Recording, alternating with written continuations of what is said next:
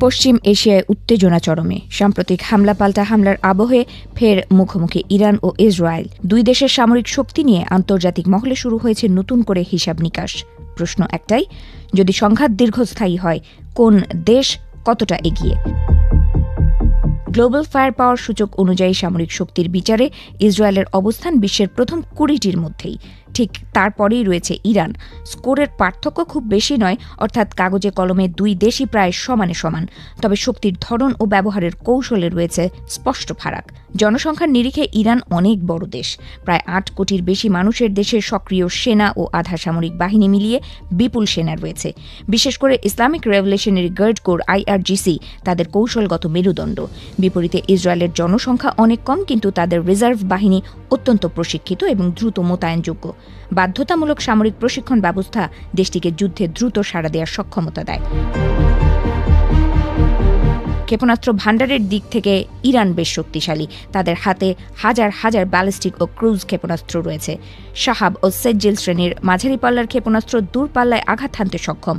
তবে প্রযুক্তিগত উৎকর্ষের দিক থেকে ইসরায়েলের নির্ভুল নিশানা করার ক্ষমতা বেশি বলে মনে করেন প্রতিরক্ষা বিশ্লেষকেরা। আকাশ থেকে নিক্ষেপযোগ্য লং রেঞ্জ মিসাইল ব্যবস্থাও রয়েছে তাদের হাতে।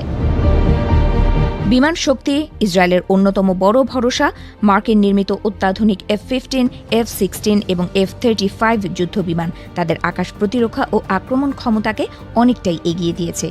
ইরানের বিমান বহর সংখ্যায় কম নয়, তবে তার বড় অংশই পুরনো প্রজন্মের। ফলে আকাশ যুদ্ধে প্রযুক্তিগত সুবিধা ইসরায়েলের দিকেই ঝুঁকে থাকে। ড্রোন প্রযুক্তিতেও ইসরায়েলের সুনাম আন্তর্জাতিক মহলে প্রতিষ্ঠিত। নজরদারি থেকে লক্ষ্যভেদ, বিভিন্ন ধরনের মানববিহীন উড়ুক্কযানে তারা দক্ষ। ইরানও সাম্প্রতিক বছরগুলোতে ড্রোন শক্তি বাড়িয়েছে এবং আঞ্চলিক সংঘাতে তা ব্যবহার করেছে। তবে নির্ভুলতা ও সমন্বিত অপারেশনের ক্ষেত্রে ইসরায়েল এগিয়ে বলেই ধারণা। স্থলযুদ্ধের ক্ষেত্রে চিত্র খানিকটা ভিন্ন। ট্যাঙ্ক ও সাঁজোয়া যানের সংখ্যা ইরানের বেশি। বিশাল ভৌগোলিক পরিসর এবং আঞ্চলিক প্রভাবের কারণে স্থলবাহিনীতে তারা জোর দিয়েছে। অন্যদিকে ইসরায়েল তুলনামূলক ছোট ভূখণ্ডে উচ্চ প্রযুক্তি নির্ভর প্রতিরক্ষা কৌশল গড়ে তুলেছে। নৌবাহিনীতেও ইরানের উপস্থিতি উল্লেখযোগ্য, বিশেষ করে পারস্য উপসাগর ও হরমুজ প্রণালী এলাকায়। সাবমেরিন ও ক্ষুদ্র যুদ্ধজাহাজ দিয়ে তারা ওই অঞ্চলে নজরদারি চালায়। ইসরায়েলের নৌবহর আকারে ছোট হলেও প্রযুক্তিগতভাবে উন্নত। সবচেয়ে গুরুত্বপূর্ণ বিষয় পরমাণু অস্ত্র। আন্তর্জাতিক মহলে দীর্ঘদিন ধরেই ধারণা ইসরায়েলের কাছে সীমিত সংখ্যক পারমাণবিক অস্ত্র রয়েছে, যদিও তারা আনুষ্ঠানিক স্বীকৃতি দেয়নি। ইরান এখনও পর্যন্ত পরমাণু অস্ত্র তৈরি করেনি বলে আন্তর্জাতিক পর্যবেক্ষকদের মত। তবে তাদের ইউরেনিয়াম সমৃদ্ধকরণ কর্মসূচি নিয়ে বিতর্ক অব্যাহত।